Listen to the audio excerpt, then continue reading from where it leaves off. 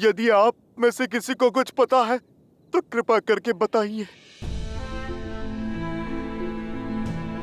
कभी कभी समस्या के साथ ही हल होता है हनुमान। ये घात राक्षसों से मिला है, इसका हल भी राक्षसों के पास ही होगा। अर्थात ये है हनुमान, पिछली बार इंद्रजीत पूर्णतः चोट खाकर गया था, परंतु इतने शीघ्र वो शक्तिशाली होकर लौटा। कदाचित उनमें से किसी के पास शक्ति अस्त्र के घात का हल होगा। एक हैं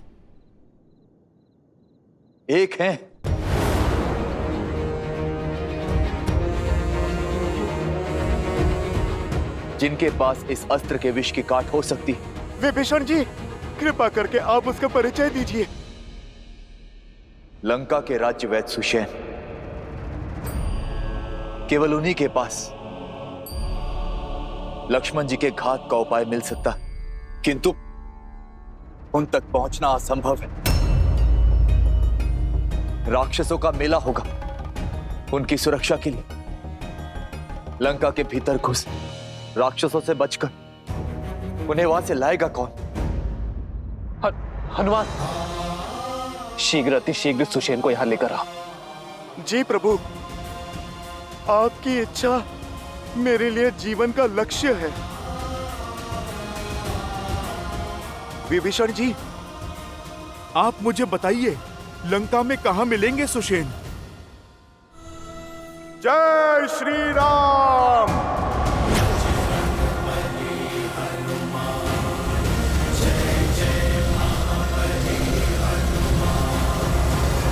सावधान, लंकेश पधार रहे हैं।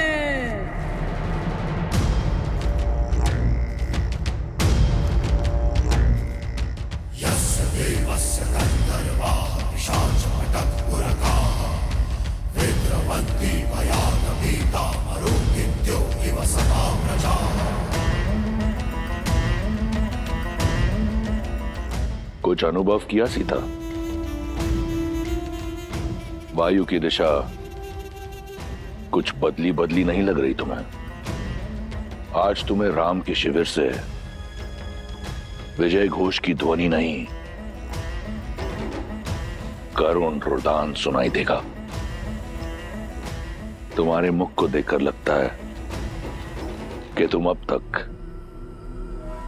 इस शुभ समाचार से वंचित हो। तुम्हारे लिए तो अशुभ ही है, परंतु बता देता हूं, मेरे प्रतापी पुत्र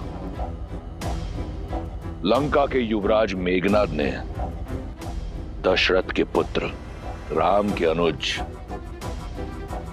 तुम्हारे पुत्र जैसे देवर को मार गिराया है।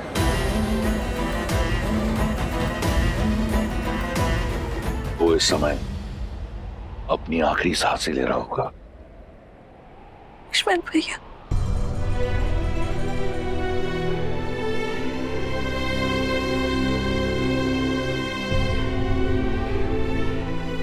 सुना है कि अयोध्या का भावी राजा कंगालों की भांति अपनी आशा को बैठा है। अहिल्या और शबरी जैसी स्त्रियों को तारने वाला स्वयं युद्ध भूमि में स्त्रियों की भांति बिलक बिलक कर विलाप कर रहा है। अपने अस्त्र धड़ा पर पटक कर पीछे हट गया है। लक्ष्मण के वियोग में अधमरा हो गया है। मैं जानता हूं कि ये सुनकर तुम्हें बहुत पीड़ा पहुंच रही होगी, ये जानकर कि राम की ये स्थिति है, परंतु तुम चिंता मत करो। मैं अधिक समय तक तुम्हें इस पीड़ा का अनुभव नहीं करने दूंगा। शीघ्र अतिशीघ्र राम को एक सुखद मृत्यु दूंगा, ताकि वो वहां जा सके अपने लक्ष्मण के पास। वहां लक्ष्मण भी तो अपने भाई की प्रतीक्षा कर रहा होगा। संघर्ष समाप्त हुआ सीता, अब तुम्हारे पास एक ही विकल्प है, लंकेश।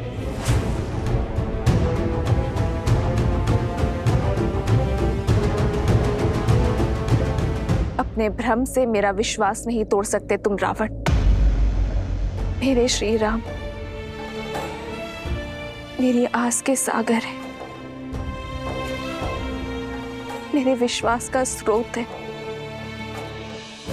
और जब तक मेरे श्री राम है लक्ष्मण भैया को कोई संकट छू भी नहीं सकता। मेरे श्री राम लक्ष्मण भैया को बचाने के लिए कोई ना कोई उपाय अवश्य खोज लेंगे। विश्वास बड़ी घातक माया है विश्वास की। संपूर्ण संसार रघुवंशी की मृत्यु पर मौन है, परंतु तुम्हारा विश्वास कहता है कि उसे कुछ नहीं होगा। कौन बचाएगा उसे? मेरे इंद्रजीत के भ्रम शिरास्त्र ने सभी वानरों को नष्ट कर दिया है। अब कोई नहीं है राम के पास।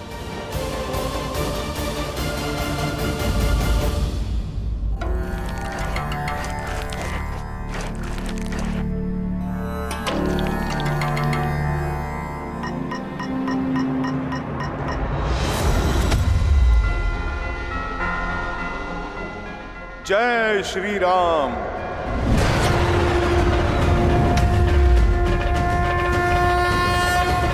भागो, ये वही वानर है।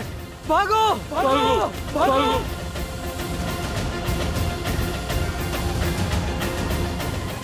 वैद्य जी, आप चलिए मेरे साथ। आइए। मुझे मत मारो, मैं सैनिक नहीं राजवैद्य हूँ। आप इसीलिए जीवित हैं। आप चलिए मेरे साथ। कहाँ? मैं लंका का राजवैद्य हूँ। मेरी समस्त जड़ी बूटियां सामग्री यहीं पर है। उचित है, तो फिर सामग्री के साथ ही ले चलता हूँ मैं आपको।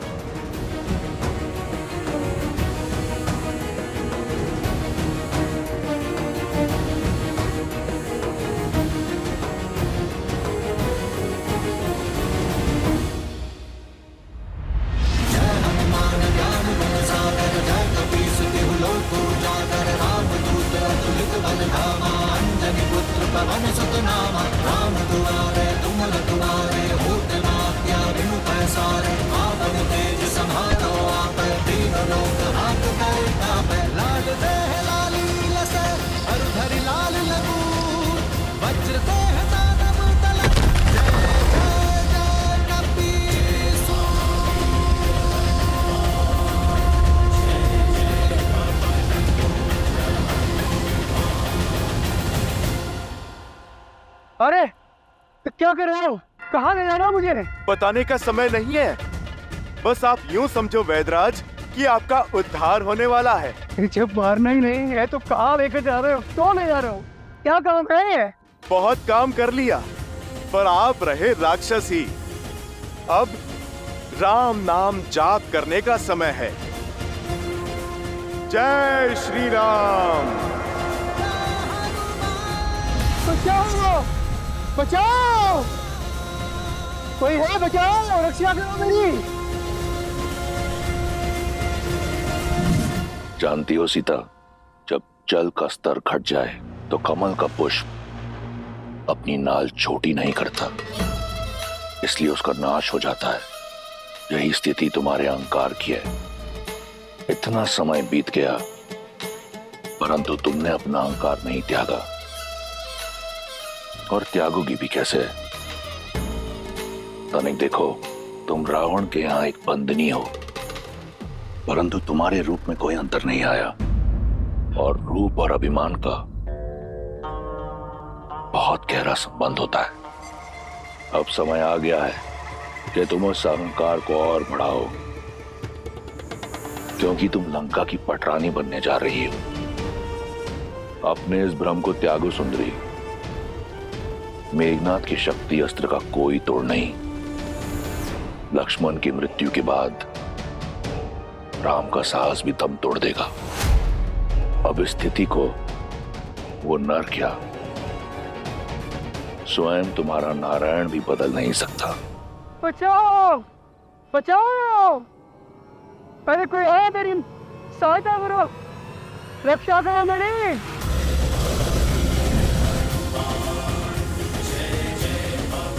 बचाओ बचाओ। जुसैन, आंखें खुल गई रावण। अभी तुम्ही ने कहा ना कि मैंने अपना पुत्र लक्ष्मण को खो दिया है।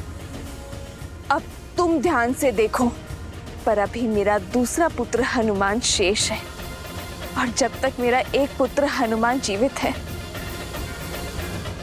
मेरे दूसरे पुत्र को कुछ नहीं हो सकता।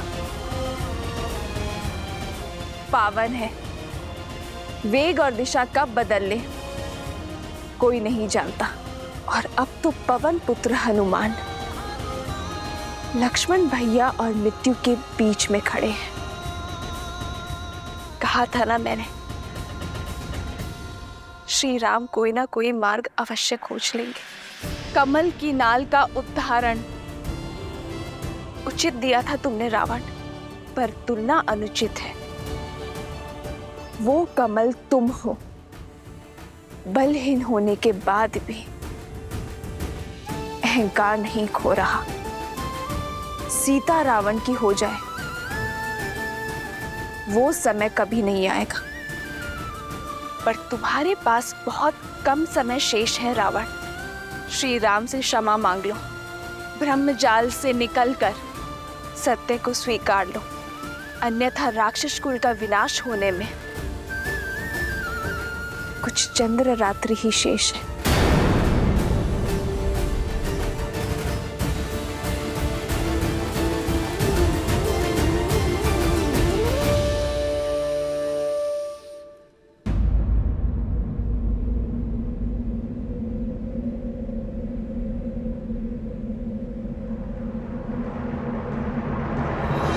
श्री गुरु चरण सरोज रज, निज मन गुरु सुधारी। बरनौ रघुबर बिमल जसु, जो दायक हाल चारी।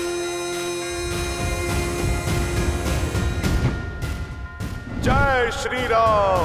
जय हनुमान ज्ञान गुण सागर, जय कपीस तिहु लोक उजागर। राम दूत अतुलित बल धामा, अंजनी पुत्र पवन सुत नामा।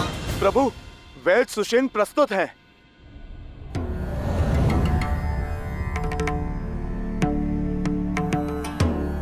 ये उचित नहीं है विभीषण जी। मुझे मेरी इच्छा के विरुद्ध यहाँ इस तरह लाया गया है।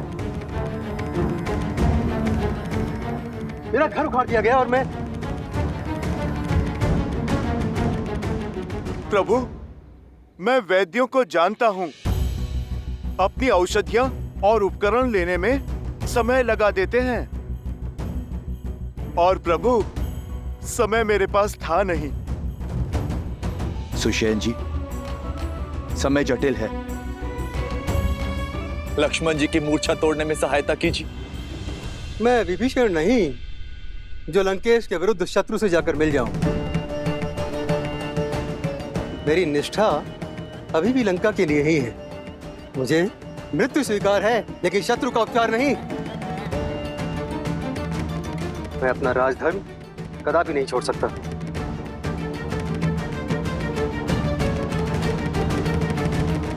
वैद्य जीवन देने की बात करते हैं वैद्यराज, जीवन लेने की नहीं।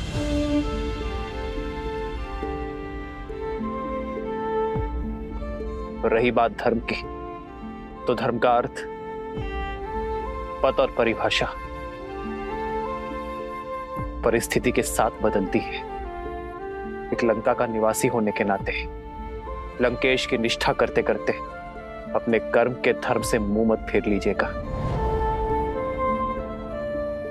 हनुमान का आपको यहां लाने का मार्ग जटिल अवश्य था, किंतु प्रयोजन में धर्म है। आपको एक शत्रु के रूप में नहीं, एक वैद्य के रूप में यहां लाया गया है। आप जानते हैं इस लोक में एक वैद्य को ईश्वर का स्थान क्यों दिया गया है? क्योंकि एक वैद्य ईश्वर की ही भांति मित्र या शत्रु में भेद नहीं करता। जो आस्था से सहायता मांगता है उनकी वो सहायता करता है। आयुर्वेद कहता है कि एक वैद्य का कर्म केवल एक राज्य की सीमा तक सीमित नहीं रहता। वैद्य का कर्तव्य संपूर्ण समाज, समस्त संसार का हित होता है।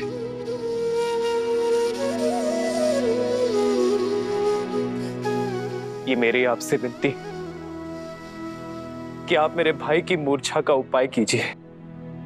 आपको आदर सहित अपना राजधर्म निभाने के लिए लंका भेज दिया जाएगा।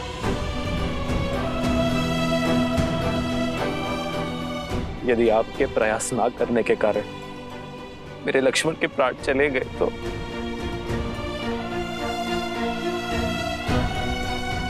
आपकी विद्या, आपका वैद्य धर्म कलंकित हो जाएगा। किस काम का वो ज्ञान, किस काम की वो शिक्षा जो किसी के प्राण बचाने का प्रयास तक ना कर सके।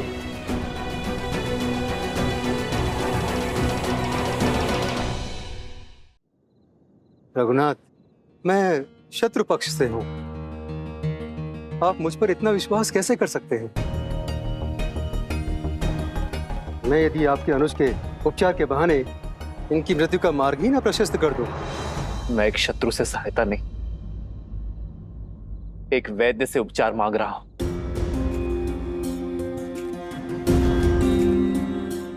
मैं अपना लक्ष्मण आपको सौंपता हूं, चाहे तो इसके प्राण बचा ले,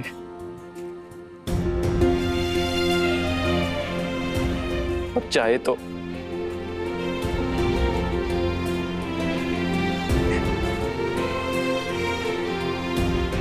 मुझे आप पर विश्वास है, ये मेरा चयन है और आप अपने ज्ञान के साथ न्याय करते हैं या अपने वैद्य धर्म के साथ कपट। यह आपका चयन है।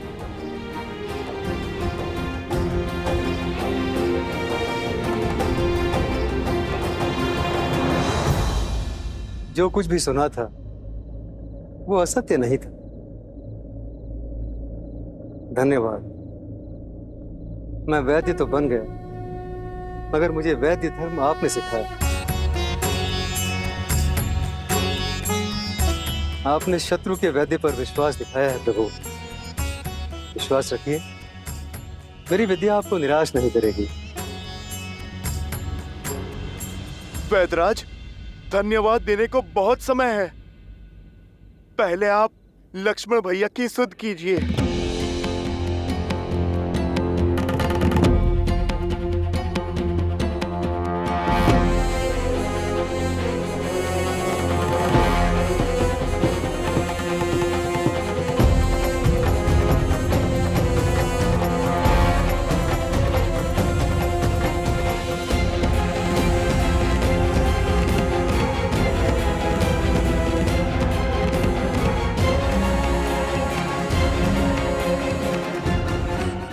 क्षमा करें रघुनंदन, इंद्रजीत के अस्त्र ने बहुत गहरा घाव छोड़ा है। न इनकी हृदय गति में नाद है, न श्वासों में प्राण।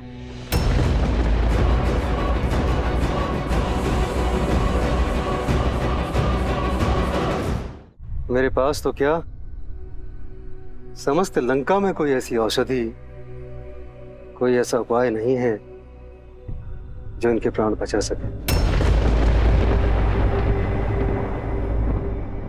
मैं विवश हूं, मेरे हाथ में कुछ नहीं।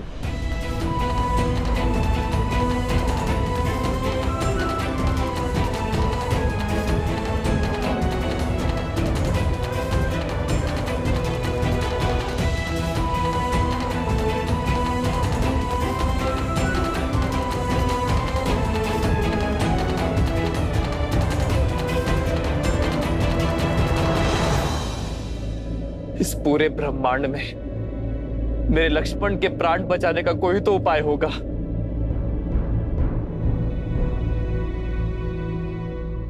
उपाय है तो किंतु असंभव है। कर्मवीर अपने कर्म से हर असंभव को संभव कर देते हैं। वैदराज, आप तो केवल मार्ग बताइए, उस पे चलना मेरा कर्तव्य है। हनुमान, कार्य सरल नहीं, महाकठिन है। और उसके अतिरिक्त सबसे बड़ी कठिनाई तो समय का अभाव है। लक्ष्मण के पास केवल सूर्योदय तक का समय, जिसे पाने के लिए भी देवताओं को वर्षों संघर्ष करना पड़ा। तुम उसे सूर्योदय से पहले कैसे ला पाओगे? आप बस उपाय बताइए। सुदूर हिमालय के द्रोणगिरी पर्वत पर कुछ अलौकिक और अति दुर्लभ औषधियां हैं प्रभु, जो समुद्र मंथन के समय प्रकट हुई थी। यदि सूर्योदय से पूर्व वे औषधियां प्राप्त हो जाएं, तो लक्ष्मण के प्राण बच सकते हैं।